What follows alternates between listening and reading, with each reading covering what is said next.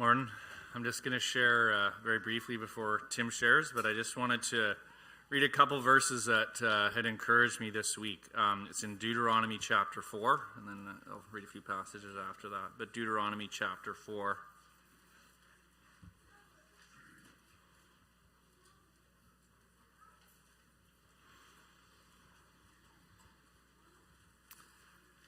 In verse 5 is where I'm going to start. It says, this is Moses speaking. He says, "See, I have taught you statutes and judgments, just as the Lord my God commanded me, that you should do thus in the land where you are entering to possess it. So keep them and do them, for that is your wisdom and your understanding in the sight of the peoples who will hear all these statutes and say, 'Surely this great nation is a wise and understanding people.' For what great nation is there that has a God so near to it as is the Lord our God whenever we call on him?" And I don't know, I was just struck. I mean, we know he's talking about the law that God gave to the Israelites through Moses, but I think it's still, the truth here is still the same today, that our wisdom and our understanding is that which comes from God. And my burden was just that we have this word, like all that God has given us through the scriptures is our wisdom and understanding. Like it's, I don't know. And it actually says that there would be a testimony. He said this, that it was not just for their sake, but it was actually so that there would be a testimony to the nations around them, that this is a wise and understanding people. And I was just blessed to think that, like, that we've been given so much through the scripture to help us, to guide us, to teach us. There's so many truths in here to help us with all our decisions and the things we face in everyday life. And I just think it's the same for us today, that this is our wisdom and our understanding. And it was just encouraging. And then the other thing is, verse 7, it says, "For this is their response." The response of the nations around would see how the Israelites conducted themselves and conclude that they have this great wisdom because they're following these statutes. And then the conclusion also would be, the testimony would also be, for what great nation is there that has a God so near to it as the Lord our God whenever we call on him? So the testimony would be that in following the statutes that God had given them, that he was near to them. He was there when they called on them, and he was there to help them in their distress. And I don't know, like I feel like it's just a promise still today that as we purpose in our heart, if we say, "God, my wisdom and my understanding is going to be what comes from your word. My wisdom and the guidance and the principles on which I want to build my life are going to come from your word. I'm not going to lean on my own understanding. I'm not going to look to all that's going around me in society, but I'm going to look and say, my wisdom and my understanding is from your word." Then I think we have a promise here that our testimony will be that we have a God who's near to us when we call upon him. We have a God who's ready and near to help us when we're in distress, when we're troubled and we don't know what to do. He is there for us. And I just was like, I don't know, I just thought it was a really wonderful promise and a wonderful exhortation to know that this is our wisdom and our understanding. So I just want to read a couple more verses. Like I said, it's going to be really brief. Let's turn to 2 Timothy.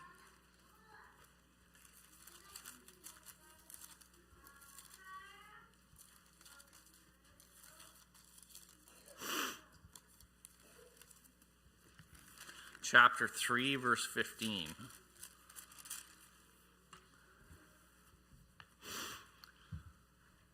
Well, we'll start in verse 14. So this is Paul writing to Timothy. It says, "You, however, continue in the things you have learned and become convinced of, knowing from whom you have learned them, and that from childhood you have known the sacred writings, which are able to give you the wisdom that leads to salvation through faith which is in Jesus Christ." So I just like this passage because, again, it's talking about where we get our wisdom from. And this is even more full because it's talking about a wisdom that leads us to salvation in Jesus Christ. It's going further than the promise that Moses had for them in the law. But it's a couple of neat things to pull out here. First off, that it's from childhood, right? Like this wisdom can be imparted to a child. It's just I don't know, it's just really encouraging to see that, right? Like if you reflect on it, it's like Timothy was Paul's closest co-worker. He was a man going around planting churches, suffering for the gospel. And his testimony, according to Paul, was that even in his childhood, the scriptures had been sown into him. And even from his childhood, he was encouraging Timothy to remember that these truths that he's had from when he was a child were the same truths that he should continue in today. Continue in the things you have learned of and become convinced of, right? He's reminding him of just to go all the way back to those principles that he'd learned through the Scripture, from the Scripture, not wisdom from elsewhere, but wisdom from the Scripture was something that he should continue in even now. And it's like, this is a man who was, like I said, planting churches, going on trips with Paul where they're seeing God move in mighty ways. But you never graduate from having an anchor that says, my wisdom comes from Scripture. My wisdom comes from God. You never go beyond that. And that was Paul's exhortation to Timothy, even at this late, Paul's sort of finishing his journey and talking to Timothy. I don't know how old he was, probably 30 or 40, saying, remember the Scriptures. Continue to let it be your wisdom. Continue to let it be anchored. All Scripture is inspired by God and profitable for teaching, for reproof, for correction, for training in righteousness, so that the man of God may be adequate, equipped for every good work. That's the promise we have. That is our wisdom. Like, who doesn't want that? Who doesn't want to be equipped for every good work? Who doesn't want to be trained in righteousness? Well, it's saying that can come to us through the Scripture. And then I'll finish in Matthew 7. Very familiar, but I felt it tied in and was good to close with. To Matthew 7, verse 24. Jesus says, therefore, everyone who hears these words of mine and acts on them may be compared to a wise man who built his house on the rock. And the rain fell, and the floods came, and the winds blew and slammed against that house, and yet it did not fall, for it had been founded on the rock. And I just see here that, again, this is the words of Jesus, so I'm personally taking that as what we have from the Scripture, where we have Jesus' instruction both in the Gospels and throughout the writings of Scripture. And it says that those who act on them are wise. Those who have these words from Jesus and act on them are wise people, wise men and women who build their house on a rock. And what is the testimony? Again, like in this one, there's going to be a testimony because it's a little more subtle here. Moses calls it out directly, but here it's saying there's a testimony. It says that the winds and the rains and the floods are going to come and slam against that house, but that house is going to stand. And why is that house going to stand? It is going to stand because it's built on the wisdom of God. It's built on taking what we know from Scripture and acting on it, putting it into practice, taking it and believing it, because there's no separation. If you're acting on it, you're believing it. You're saying, I believe this is true, therefore I'm going to put this into practice.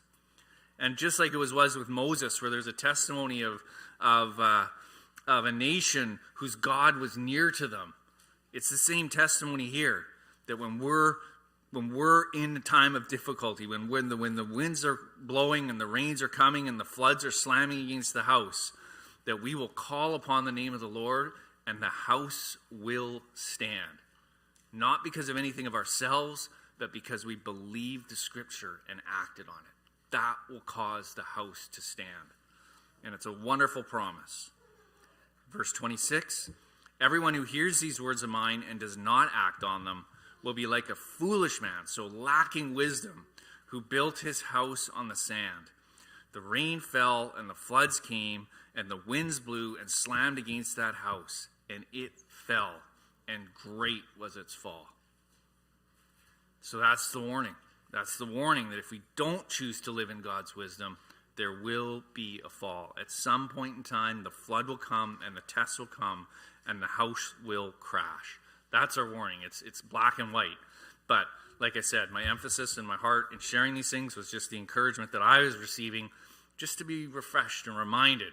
We want to build our lives on the wisdom from God. And God's wisdom is found in Scripture, and it is the foundation to believe and build our lives upon. And in doing so, we will be blessed. We will have a testimony in the nations. We will have a testimony to those around us that God is near to us, and when the rains and the floods come, our houses stand.